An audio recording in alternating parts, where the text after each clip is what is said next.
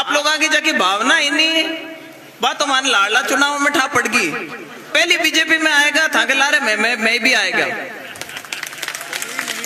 जरूरी नहीं कि हर हीरा हो हीरे जैसा खरा, लेकिन तनिष्क का हर हीरा है 100% नेचुरल और गुणवत्ता व विश्वास दोनों पर खरा। पाइए डायमंड ज्वेलरी की वैल्यू पर 20% तक off. Visit Tanishq showroom, India motor circle, Ajmer.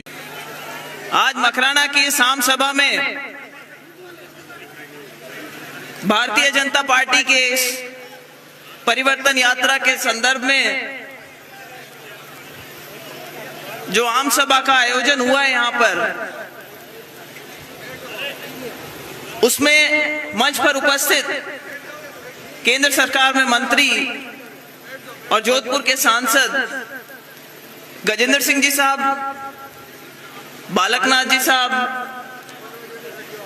हमारे यहाँ से पूर्व सांसद रहे, मंत्री रहे आदरणीय CR चौधरी जी, छाबा जी, गर्ग साहब,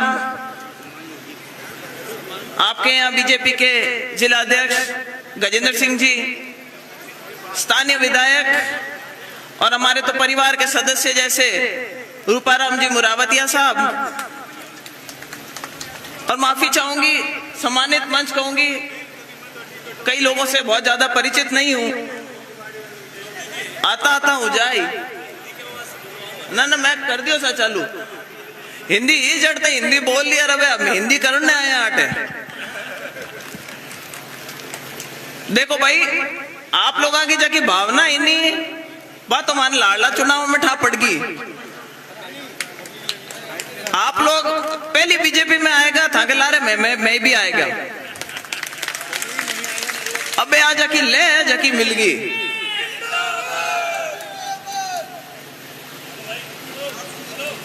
एक बात मैं कहना चाहूंगी, क्योंकि ये मेरा पहला उद्बोधन है मीडिया से और कई जगह पार्टी के मंच पर तो मुझे बोलने को मिला, लेकिन जनता के बीच आकर के, क्योंकि मैं एक नए परिवार में आई हूं, भाजपा के परिवार में,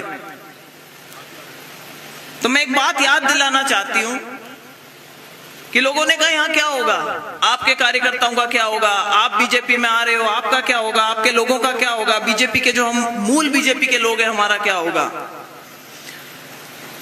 तो मेरे मन में एक किस्सा याद आता है जो कि बहुत पुराना 8वीं सदी का किस्सा है।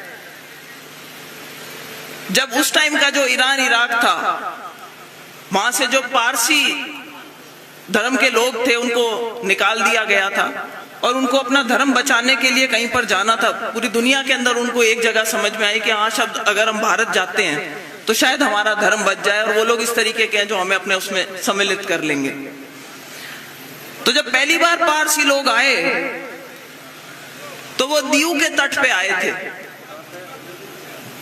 और उस टाइम पर वहां के जो लोकल राजा थे, जादी राणा, उनको जब यह सूचना मिली कि इनके जहाज वहां पे आ रहे हैं, अच्छे राजा थे, पर उनको लगा कि हमारे तो क्षेत्र में पहले ही लोग बहुत हैं, जमीनें जो सारी हैं वो लोगों के पास है, खेती वेती करते हैं, तो भाई इतनी बड़ी संख्या में अगर पारसी आएंगे तो हम उनको कैसे एडजस्ट करेंगे अपने बीच में। तो उन्होंने एक संदेश भिजवाया। भाषा नहीं समझते थे, न जादी राणा की भाषा पारसी समझते थे, ना पारसियों की जो भाषा थी वो जादी राणा समझते थे, लेकिन उन्होंने संदेश के तौर पर एक दूध का लोटा भर के और आगे भिजवाया। तो जो पारसी समाज के जो पुजारी थे वो उनका मतलब समझ गए, समझदार कौम थी।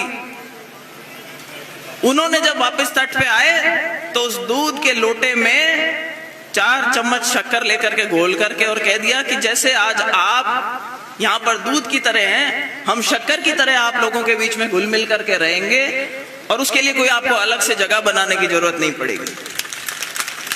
तो मैं इतना ही बोलूंगी कि अभी मुझे भाजपा का परिवार ज्वाइन करे हुए बहुत कम समय हुआ है, लेकिन जितने अपनेपन के साथ में, जितनी मर्यादा के साथ में आप लोगों ने मुझे अपने परिवार में जगह दी है, ये मेरी ड्यूटी बनती है कि आने वाले चुनाव में मैं मेरे इस परिवार को मजबूत करूं नरेंद्र मोदी जी के हाथ मजबूत करूं।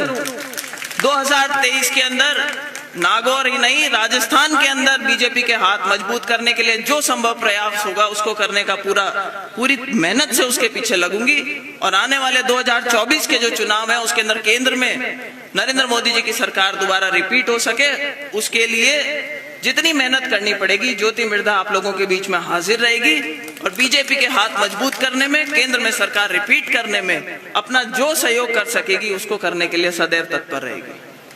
आज हम आप लोगों के बीच आए, बड़े मेहमान आपके बीच आए, आज हम उनको भी सुनना चाहते हैं।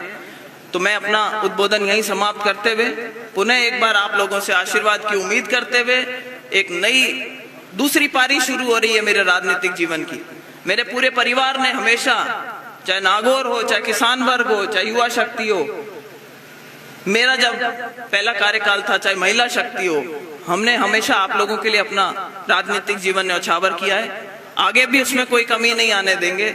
इसी के साथ आप सबको बहुत बहुत आभार, बहुत बहुत धन्यवाद। आपने यहाँ बोलने का मौका दिया उसके लिए सादर धन्यवाद। नमस्कार, जय हिंद।